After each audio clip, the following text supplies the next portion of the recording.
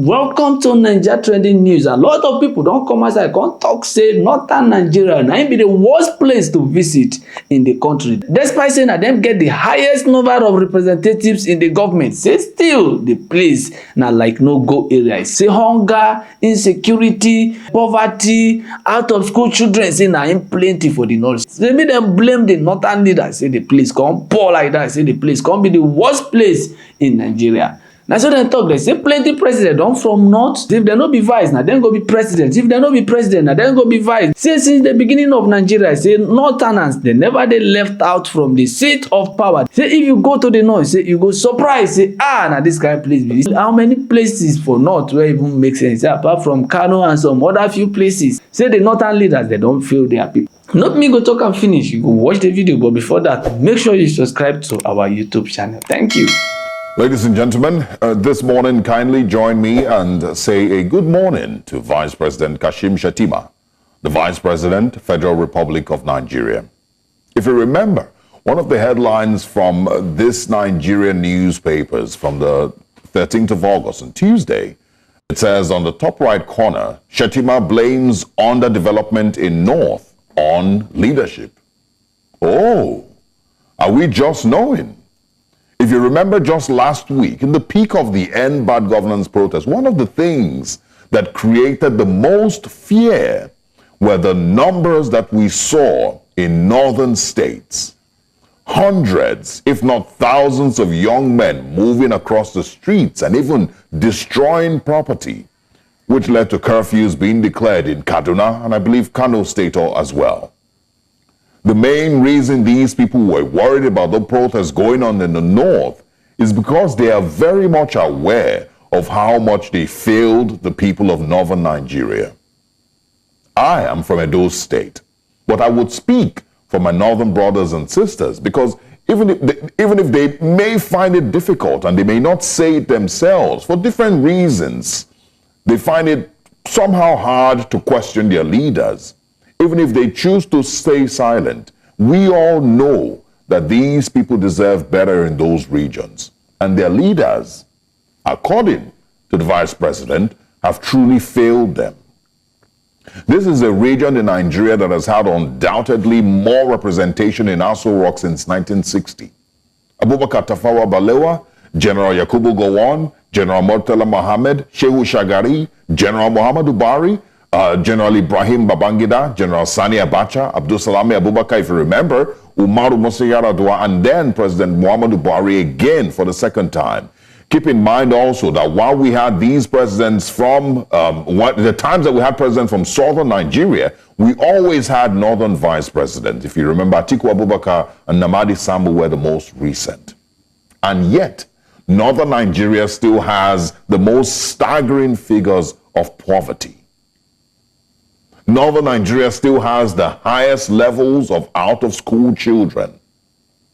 Again, the reason that they are worried about the protests in the north is because you know that you have failed them and failed them more than the other regions. Leadership and members who have represented people from the north have truly failed them. And that includes, with all due respect, our dear Vice President Shettima, who was governor of Borno State from 2011 to 2019, Senator Borno Central from 2019 to 2023. So if he is suddenly talking about those who failed the North in their leadership, he is included. Borno State still ranks one of the highest in poverty and terror attacks. Not long ago, the BBC aired a documentary just a few weeks ago that told about 4.4 million children who are malnourished in northern Nigeria, including in Katsina State, where our former president for 8 years, Muhammadu Buhari, hails from. Some people will say that the failure of leadership in northern Nigeria is maybe even intentional. The weaponization of poverty and religion, the Almajiri system, the use of these millions of vulnerable children to boost election figures. These are tales that we've heard for so long. It is one of the biggest shames of our country and for all northern leaders. I mean, how do you look at yourselves every day? I mean, I see these pictures, I see these faces in the National Assembly, I see them everywhere. faces of northern leaders. How do you look at yourselves every day, seeing the level of poverty around the states that you've governed and you've led for decades? How do you call yourself a leader and your region is plagued with that level of poverty and out-of-school children, malnourished children, children in IDP camps? What did the millions of people in northern Nigeria do to deserve such failure of leadership, as stated by our dear Vice President Kashim Shettima? To the leaders in northern Nigeria, the worry that you had when you saw those numbers protesting in the north, they're a result of the monsters that you've made over time. And the monsters that you have been breeding are slowly waking up. Good morning, Nigerians. Because it was a job I had to do. And maybe it is a job that they on the other end have to do. But I found that really, really very touching moment in my life. In 1969, a few months to the end of the Civil War, Babangida married Mariam. They remained married until her sudden painful passage in December of 2009. The marriage produced 4 children: Aisha, Muhammad, Aminu, and Halima.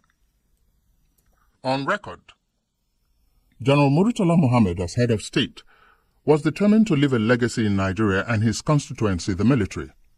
Murtala Muhammad embarked on a program of demobilizing the military barely 5 years after the Civil War. He found no better candidate for the assignment than the gap-footed young officer. Babangida was appointed head of the Demobilization Committee by the then Chief of Army Staff, General Theophilus Danjuma. That appointment marked another major professional assignment for Ibrahim Babangida. Unfortunately, just at the nick of submitting the demobilization report, another rumpus occurred. Lieutenant Colonel Dimka was on national radio to announce the overthrow of the young administration of General Murtala Muhammad. That was on February 13, 1976. The dangerous task to flush out the military adventurers fell on Ibrahim Babangida's shoulders. So when I got into the army headquarters, I went up and people were saying, "Where have you been? We are looking for you." I didn't know, quite frankly, what was happening at that time. So I looked at my watch and I said, "No, but I wasn't late. The conference was supposed to start at 9 o'clock. Then they said, somebody said, "Didn't you hear?" And it was, so I went up to go to see the Chief of Army Staff, General T.Y. Danjuma. He said, "Ibrahim, where have you been? We have been looking for you." I said, "We are not late, sir." So he said, "Didn't you hear what happened?" I said, "No." He said, "Dimka, there was a coup d'etat. I want you to go and flush him out." He decided to apply minimum force. He confronted Dimka unarmed. Typical of the charismatic IBB, he accomplished this task and earned an enduring accolade for his gallantry. At the time this happened, Babangida was in Lagos, and I was in Kaduna, 1 division Kaduna. The GOC at the time was General Alani Akinriyade, and I was commanding 81, the battalion in Kaduna, in the infantry battalion in Kaduna. Babangida led the troops. So led the troops from, I think it was the Ikeja cantonment or to the radio station, and chased Dimka out of the place. The coup was foiled, even though it claimed the life of General Murtala Muhammad. As I moved along to go to Ikeja, a lot of thoughts were coming into my head at that time about whether my troops were loyal or what am I going to find at that time, and so on and so forth. Fortunately, I had very good soldiers at that time, 4th Regiment. They were very loyal. They were very, very, very loyal indeed. So I went into the cantonment. I had no problem whatsoever getting into the cantonment to go and join the troops. The military secretary at the time, Colonel Muhammad Gadonasco, said of Colonel Babangida, "This officer, at the greatest risk to his personal safety and the nation, in particular, confronted the leader of the attempted coup." On December 31, 1983, the military struck again. This time, the democratically elected government of President Shehu Usman Aliyu Shagari was ousted from office. Major General Muhammadu Buhari became head of state, and Ibrahim Babangida assumed the office of Chief of Army Staff. He was a member of the Supreme Military Council, the highest decision organ of the military. So the North have decided to keep their citizens poor so that they can only use them during election. They fail to empower them. They fail to give them the necessary, skills they need. They keep them hungry. They allow them to be easily influenced into terrorism and all kinds of things, and that is why the North is lagging behind. We have many wealthy people who are not ready to share their wealth with the suffering Northerners. We have most of the out-of-school children from the North. We have the highest of hunger. Currently, there's kwashiorkor ravaging northern Nigeria. And people do not even want to care about all this, especially their leaders. Barely 20 months into the government of General Buhari on August 27, 1985, Nigerians woke up once more to the familiar but eerie sound of martial music. This time, no one was particularly excited, especially after the trauma of the uninspiring presidency of Shehu Shagari and the authoritarian regime of Buhari and Idiabo. It was to a nation in despair that Brigadier General Sani Abacha announced a change in its leadership. Abacha's reasons did not differ fundamentally from what he had earlier broadcast in 1983, having heralded the December 1983 coup that brought Major General Muhammadu Buhari to power. Brigadier Joshua Dogonyaro would later come on air to explain the rationale for this sudden change in government. Major General Ibrahim Babangida was subsequently announced as the head of the new government. I will tell you a story. One of our students, Ibrahim Tayo, colonel who died during the same Dimka coup. One day we were traveling and he saw some junior officers reading a book, How to Stage a Coup. And Ibrahim Tayo was a very brilliant person and he's well read. So he got the book out of the hand of the young officer. He said he gave him a chapter in the book. He said, make sure you recite this chapter. Get it into your brain. Let it. And I didn't know that. So I said, what did you do? What chapter is it? Then he gave me the book. I saw the chapter, The Consequences of Failure. He said they should read it very well and understand it. And always I was remembering that story, The Consequences of Failure. So you find those of you involved are going to be killed. Those of you who connived will also be killed. Everybody will be killed once it fails. So those are things that I keep on remembering. And so we had a meeting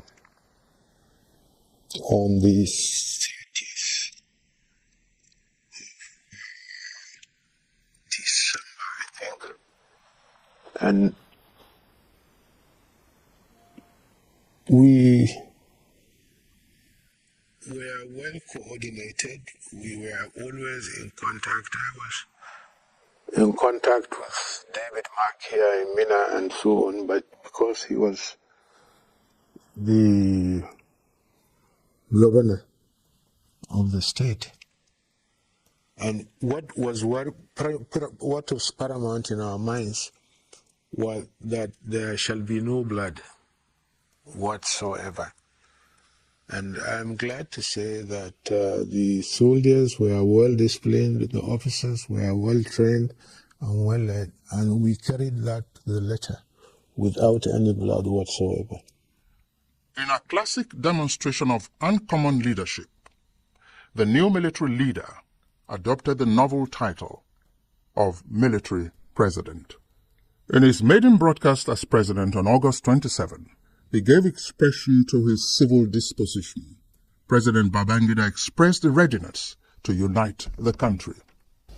I'm pleased to take this opportunity to declare once again, therefore, that this administration attaches the greatest importance to constructive and helpful criticisms as well as the freedom of the press, and to declare further that the administration also attaches the greatest importance of fundamental human rights.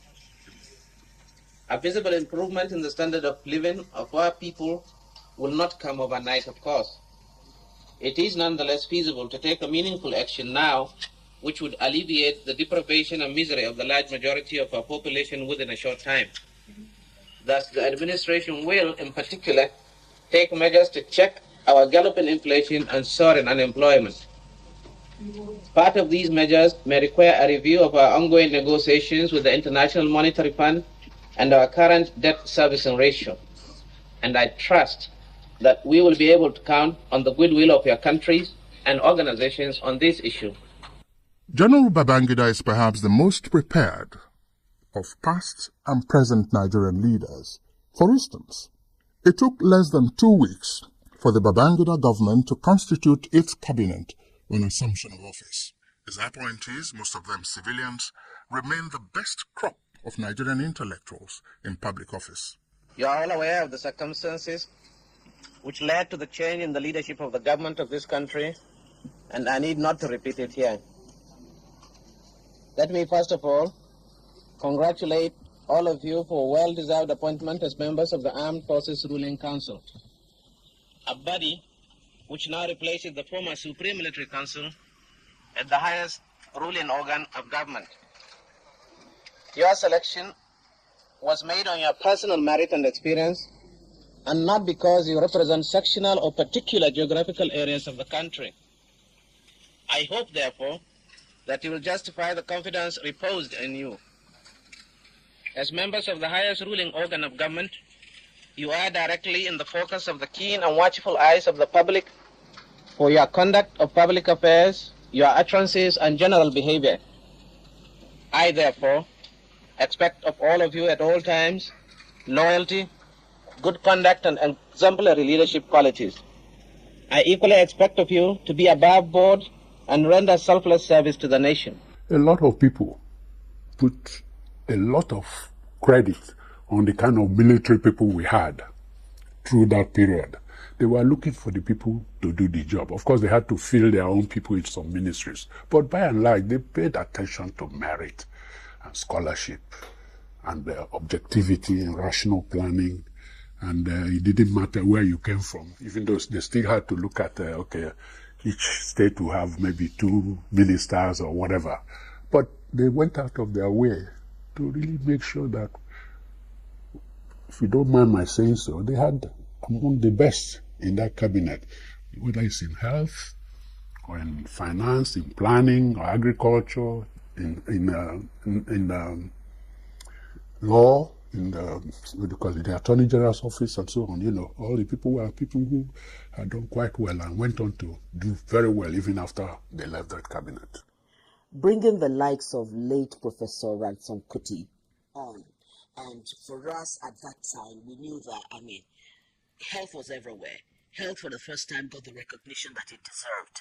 And for me, it's an indelible mark in health sector development and systems in Nigeria up until today.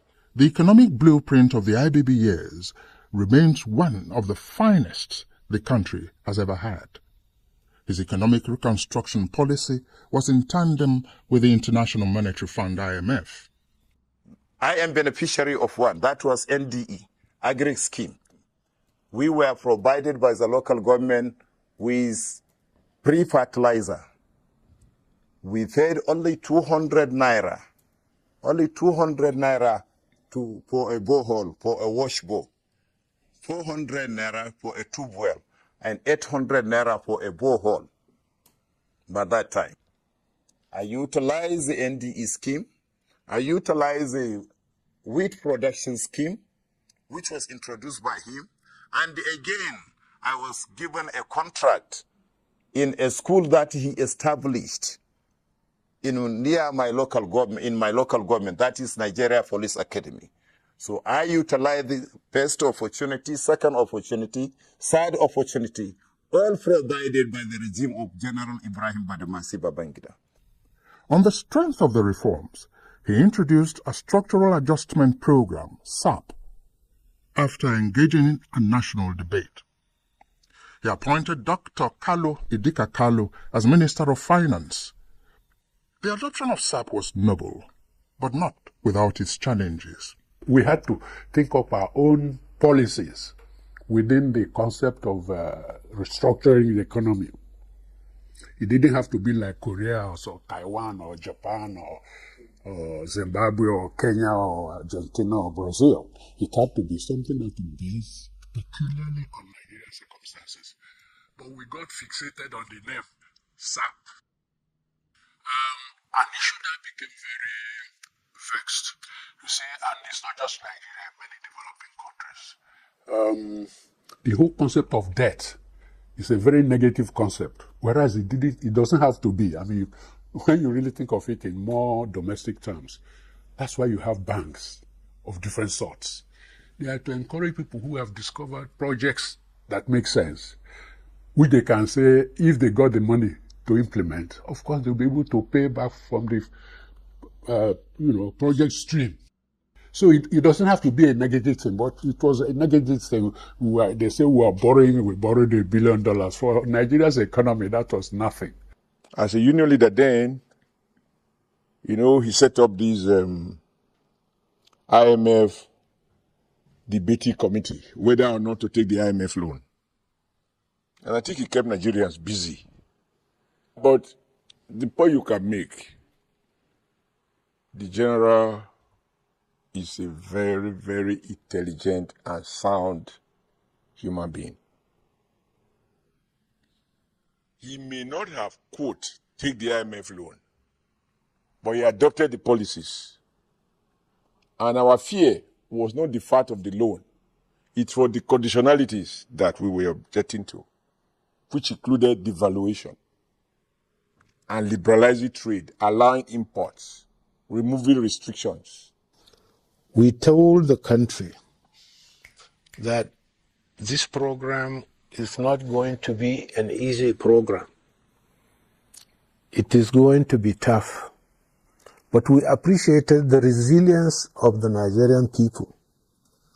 And we counsel that if they work hard, the program will be very, very beneficial to each and everybody in the country. But if we decide to break down or to succumb to the pressures of the reform, then we are not going anywhere. I was honest enough to say it because I realized that it is not going to be easy. And I'm glad that people realize it later after going through some of this. People who stood firm to do what we were trying to do, let's say in privatization, for example, they are now today some of our successful captains of industries in this country. His economic liberalization policy set the tone for the process of divesting government's interests in business, enterprises, and corporations. The policy led to the privatization of state-owned enterprises in line with global trends. Babangida's administration brought about the deregulation of broadcasting in Nigeria in 1992. After about 50 years of radio and television broadcasting in Nigeria, and where it was only government monopoly, he decided in his wisdom to allow private ownership. And that is where people like me also had an opportunity again to show interest and invested in the first private radio, invested in the first satellite television broadcasting in Nigeria, and distributed the signals across the whole continent of Africa and globally. He established the Federal Road Safety Commission to reduce carnage on our roads and solicited the support of Professor Wole Soyinka to drive the process as pioneer chairman. In infrastructure, the IBB years birthed some of the country's most ambitious and life-transforming projects. The Ajaokuta steel complex, which was abruptly truncated when there was a change of government in 1983. When President Babangida came back in 1985, 2 years had lapsed. It was with a little bit of struggle and with a lot of damage already done by that truncation over a period of over 2 years to resuscitate the Ajaokuta steel rolling mill, and went ahead to try to complete, as at the time he was leaving office, Ajaokuta was already over 90-95% completed. The third mainland bridge in Lagos, stretching over 11.8 kilometers, which was once the longest bridge in Africa, linking mainland Lagos to Lagos Island, Nigeria's commercial nerve center, was completed by President Babangida. General Babangida took Nigeria on a journey of fundamental political re-engineering. He set for himself the task of bringing about a new political culture. He was in constant touch with the people. He preached attitudinal change and patience. He appealed to the understanding and the buy-in of the people to his policies and programs by deploying his charisma and power of persuasive presentation.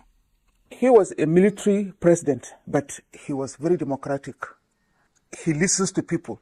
Even if they take decision that is not people-oriented, he reverses it to ensure that he carries everybody along. And that makes him a very democratic leader. For me, President Babangida did a lot for this country. He did so much, and his wife, she brought the idea of women, this issue of rural women that Mrs. Babangida brought her, that what also gingered Nigerian women into politics. I was very much in contact with the general feelings within the society. I have friends that come across or cut across the entire spectrum of the society. I was interested in governance generally. So I'm always in contact with people who are affected by governance. A transition timetable was drawn up, setting the terminal date of military disengagement for 1992. The timetable was designed to establish a gradual and graduated learning political process, with the ultimate result of establishing a new political culture. He started the process of creating the Third Republic in 1988-89 with the Constitutional Conference. I happened to be a member of that Constitutional Conference. Towards the end of the Constitutional Conference, various associations were formed towards forming political parties. But I think he was very wise in looking at the political structures around the world and found that every country that was successful had two major political parties. And if he had allowed a motley of political parties, the whole country would have been in confusion.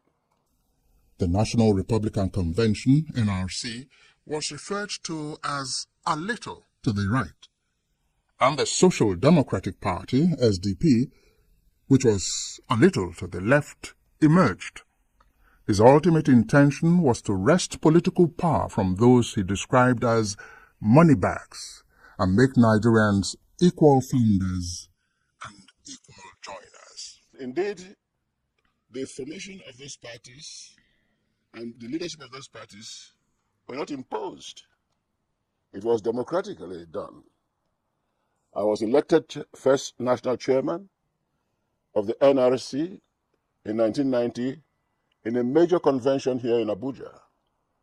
Many people did not give me any chance of winning that election, but fortunately, it came through that I won the election. The other party is the SDP, the Social Democratic Party, the one to the little left. And the head of that party, chairman, was Ambassador Babangida Kingibe. And so there were 30 states in the country at the time. And we went into elections in 1991 for the governorship. And that was the beginning of creating the Third Republic. The presidential election pitched Mashood Kashimawo Olawale Abiola, MKO of SDP, against Bashir Tofa of the NRC. Nigerians trooped out on June 12, 1993, shunned ethnic and religious sentiments, and voted overwhelmingly for the man they thought was best suited for the job. Across the world, the June 12 presidential election is still measured as the freest and fairest that Nigeria ever had. June 12 marked a watershed in Nigeria's politics. It became the determinant of power configuration in the country. Was the annulment a political miscalculation on Babangida's part, or a courageous error? I happened to be there. You see, when you walk at that level, inside, with the president, you're an insider. So most of the policies that are made, most times you tend to understand them better than the people outside. The people outside don't know most times. I wasn't a policymaker, but from my observation, I can tell you that whatever is happening inside, most times is misinterpreted outside. A lot has been said about June 12, and people perceive it on different platforms. I knew the feelings within the military establishment, and we wanted to hand over then a country or an armed forces that is not coup prone. We wanted to establish an excellent civil-military relation where a democratically elected government takes care of the country and subordinate the armed forces under the constituted authority elected by government, just like it was during the First Republic. All these are what is working on our minds when we had that annual June 12. So I knew the feeling of the military at that time. Another coup was imminent at that time. I had the information, I have the documents, I confronted some of the all. And I thought it's not fair again to plunge the country into another thing. We succeeded in carrying out a coup which was bloodless, and then we carry out another one which I think is going to be bloody and tribalistic. So that is, we are sowing the discord of a very fragile Nigeria, a Nigeria that was not the dream of our founding fathers. And we had no alternative but to resist the pressure. Do it this way. Oh no, it's because of this. I had all sorts of things about this, but we were determined. We knew the country should be first. It's just the purpose is to save the country. And I'm glad we still have a country. Chidi Amuta is the author of Prince of the Niger. He agrees that the June 12 election debacle is not a pleasant experience, but insists lessons have been learned. Babangida was fully in support of his friend Abiola in terms of go for the presidency. And one of his happiest experiences was the fact that Abiola was going to defeat Tofa. But in terms of the drama of the high moment, it seems to me that his acknowledged political savvy is, deserted him at a critical moment. As an observer from very close quarters, the only thing I would like to say to Nigerians is that at a critical moment, there were so many forces at play, so many contradictory forces were at play. There were factions within the military that did not wish the June 12 election well. There were factions within that same military who did not wish Babangida's political transition well. There were also factions that did not wish Abiola well. So the challenge of managing these factions to ensure that we continue to have peace and not a bloodbath was perhaps overwhelming. There would have been coups directed at Babangida, coups directed at Abiola. All kinds of coups were in the making. So those who just, come with blank condemnations are not aware of the intricacies of what could have been. People should also try and find time to reflect. What if Babangida was assassinated? What if Abiola was assassinated prior to swearing in? What if? It wasn't a pleasant thing. The annulment of June 12 election was a pleasant experience for anybody. I don't think it was for Babangida. To be a military man and run the best, freest election is something to thank God for. And I think it's a very important thing. We should not just think about that this was annulment. In life, always think about the good and the bad. If you just zero on the bad, that's not good. He ran a good election. If that election was not good, people would not be lamenting. And I happen to know that it wasn't he just that did it. I happen to know that. Nigerians should stop talking about annulment only. Nobody likes it, but the fact that he ran the freest and the best election ever had in Nigeria is something to thank God for. I hope we'll have leaders, not just military men, but leaders who will run elections that Nigeria will hail as freest and the best. Despite the enormous task it faced building a new Nigeria, the Babangida administration also played significant roles in the liberation movements in South Africa and Angola. Nigeria, under Babangida, played an active role in the peace process across the world. Differences continue. Disillusionment may arise with democracy in the face of persistent and extreme economic hardship, side by side with the restructuring of the political process. Nigeria was involved in restoring peaceful relations between Chad and Libya, between Burkina Faso and Mali. Nigeria took the front stage to resolve the misunderstanding between Liberia and Sierra Leone and the deep-seated economic and political problems between Ghana and Togo, just as it pushed for Morocco to return to the Organization of African Unity, or OAU. His vision for Nigeria was more cohesiveness and accelerated national integration, a self-reliant and rapidly developing economy that can hold its own and contribute to the scientific and technological progress of mankind, the emergence of a stable political order, Nigeria's emergence as a leading member of an increasingly integrated West African sub-region, and a respected member of the world community.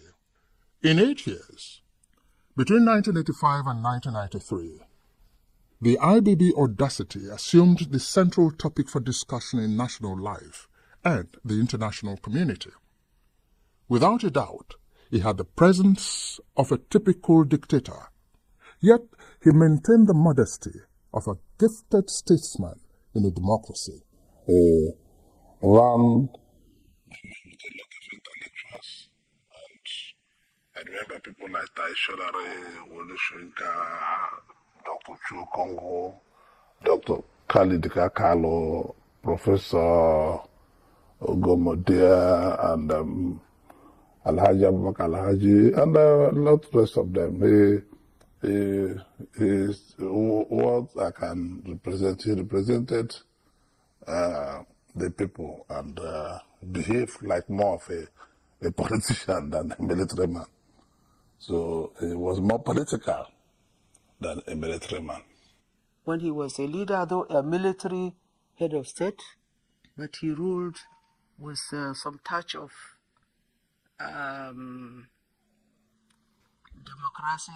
democratic tendencies by way of consultation and also listening to the people's advice and cry.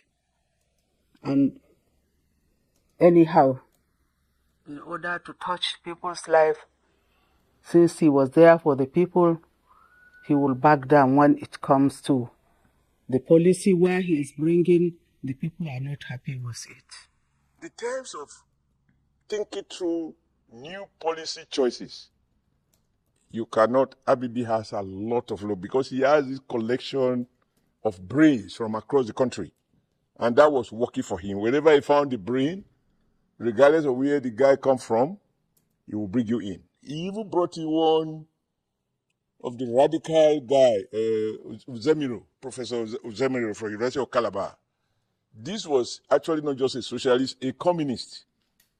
And he co-opted him into what he called Presidential Economic Advisory Committee, which was chaired by Professor Aboyade. So when we go for that, we have a meeting with the committee to present Labour's perspective on economic and social policy choices. You will find a communist there, or a socialist of repute, who is a professor, who teaches us all the little things we know about the evils of capitalism vis-a-vis the beauty of socialism. You now find him sitting on the side of government and tell you, don't worry, we've gone through it. Trust me, I'm here to represent your interests. Now, that capacity to bring people from various backgrounds, regardless of their ideological orientation, which he knows, gives every segment of society a sense of, oh, we are all involved in it.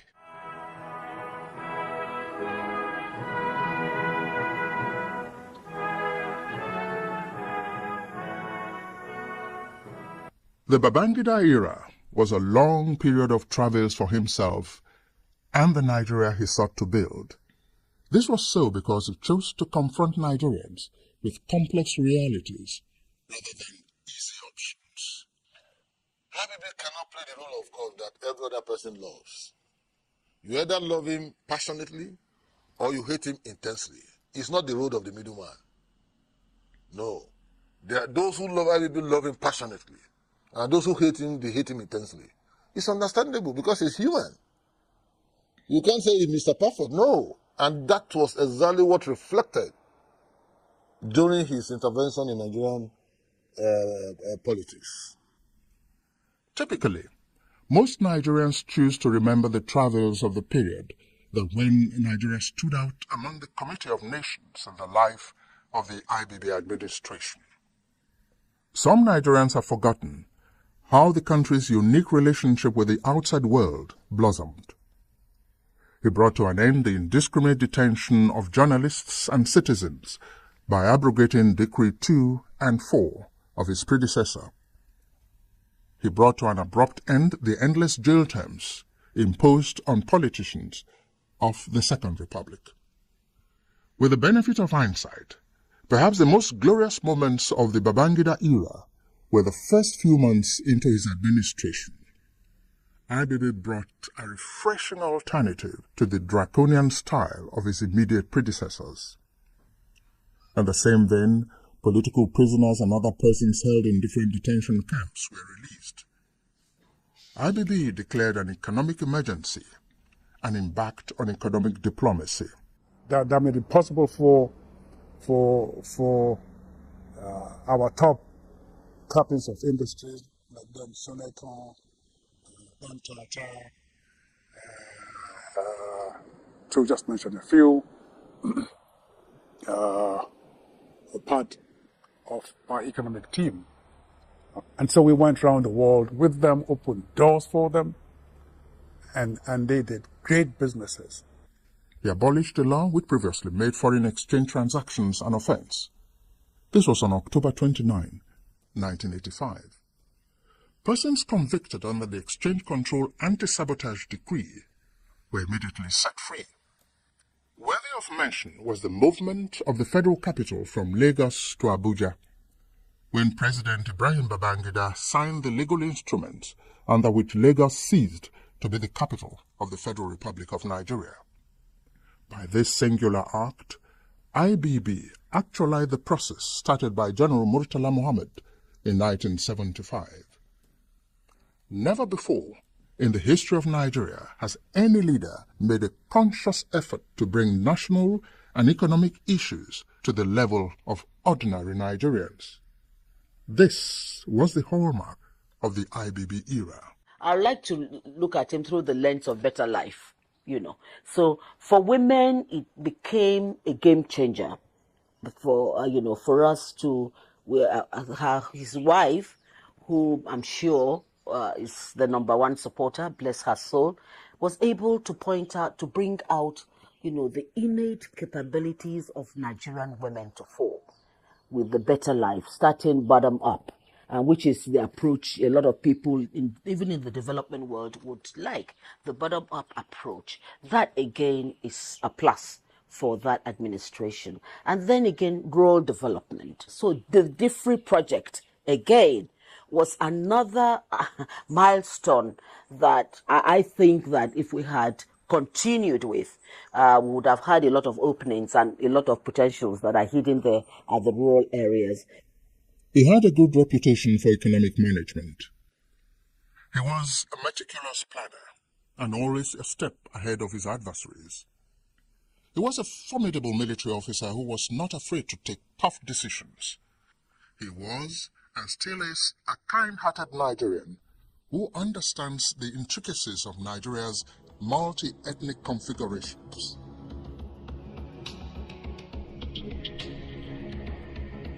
When General Chukwuemeka Odumegwu came back from exile,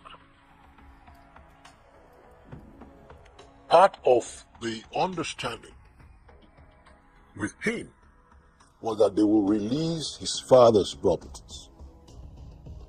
The properties belonging to Ojukwu Transport Limited. Now, there were 19 properties, 19. 14 of them were in Ikoyi. 4 were in GRA Apapa. And 1 was in Yaba. So I went to General Aguzo, who was the NSA. And I said, General, I don't think this country has been fair to the Ojukwu family. He says, why? I said, this man came back. They promised him to return the father's properties to him. They didn't. If it's punishing Emeka Ojukwu that the country wants to do, the property does not belong to Emeka Ojukwu. The property belongs to his father, who actually even helped this country at a point in time when they were in need. This was November 1992. We came to Abuja, and the general took me to President Babangida, and he says, we will release the properties. Now, between November 1992 and August 20th, 1993, the properties were gazetted, and he signed them on the 24th of August, 1993. So from November to August, it was a question of about 9 months. All the properties belonging to Ojukwu Transport Limited was released. So you can see the kind of person that President Babangida is. He remained a lovely husband to his adorable wife until death separated them. He remains a dependable ally and confidant to his children.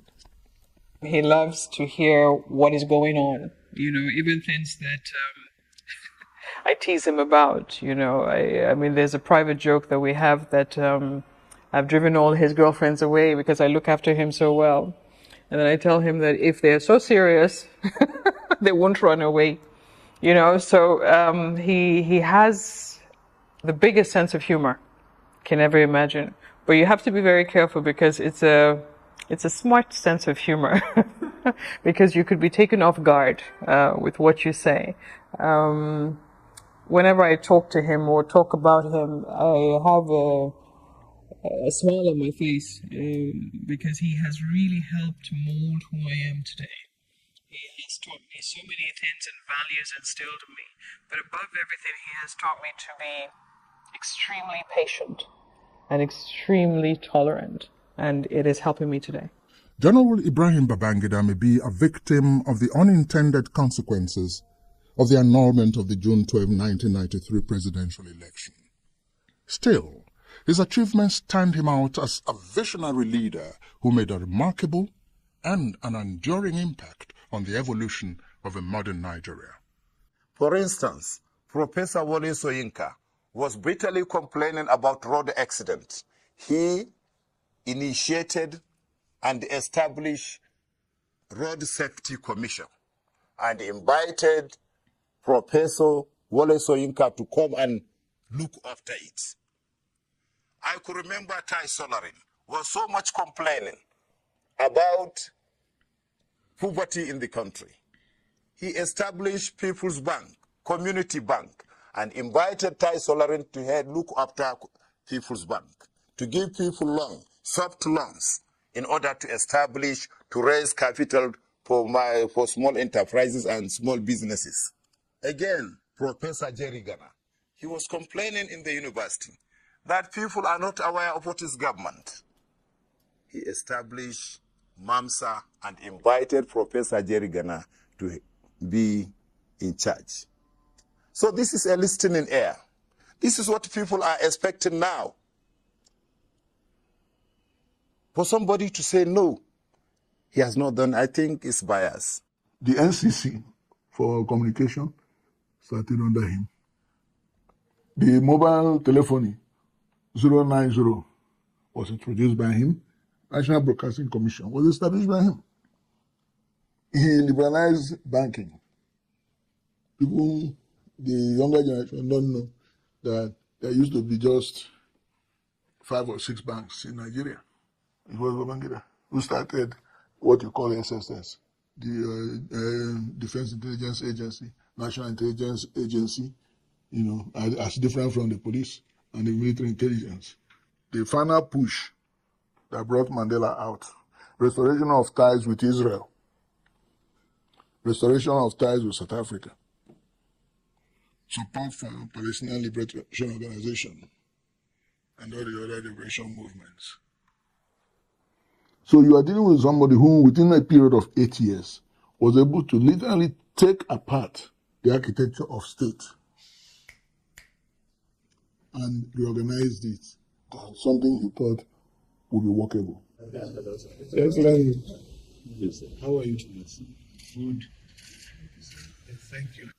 Even now, the Babangida phenomenon has become a benchmark for assessing leaders before and after him. He is acknowledged as a vital force in Nigeria's history. I remember that for him to have achieved what he achieved and the way he's regarded in society, it reminds me that now I have to compose myself. It reminds me that I have to imbibe empathy in me as well. He's a man of a heart. He has a huge heart, and he's forever loyal to his friends. The man, I worked with him from 1987 till 1993, when he stepped aside, and I actually had to stay behind till 1994 to complete some projects I was doing then, But Having said that, it was one of the highlights of my career. You know, when you work for somebody that actually recognize what you do and appreciate what you do, it brings the best out of you. The Nigerians are very easy to govern if you come up with honesty and not double standard, with sense of purpose and not hypocrisy, with objectivity and openness and not being selective in the way and manner you dispense your leadership essentials. So, in a new Nigeria, which we all crave for, we want to see a president that is truly Nigerian. And that is what IBB is. He's a kind person, very kind man, unless you don't meet him face to face. Anything he has in his hand, you can take it away from him. At his own time, this country was very united. Every area, the young people were hoping and they were encouraged to participate actively. But today, it is the government itself that goes around the whole world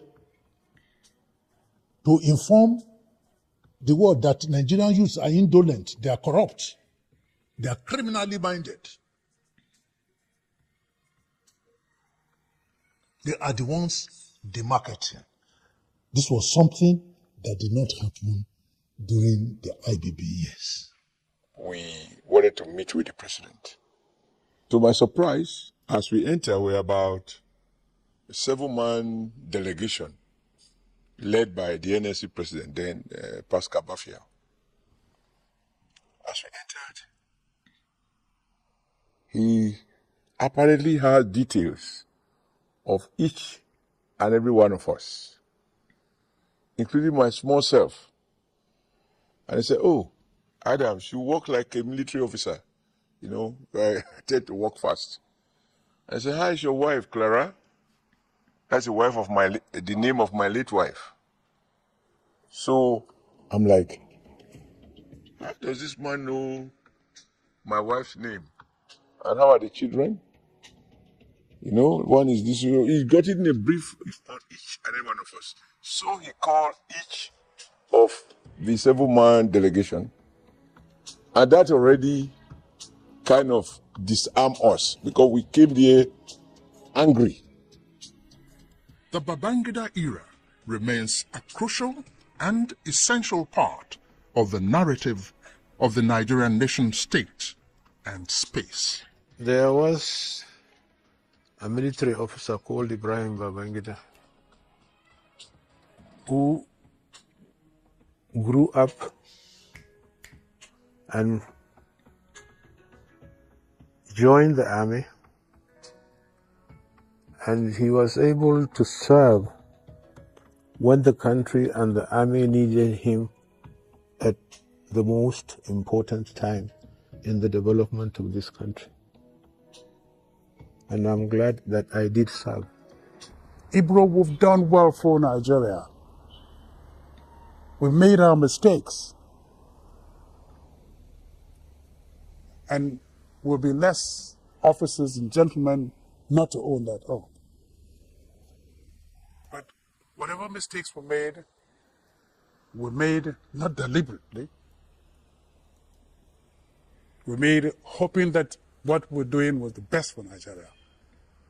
It is now left for the generation behind us to correct those mistakes and take our country higher. So you must not have any regret whatsoever. No regret whatsoever. We want a country like under you, united, where tribe, ethnicity, religion, color of skin,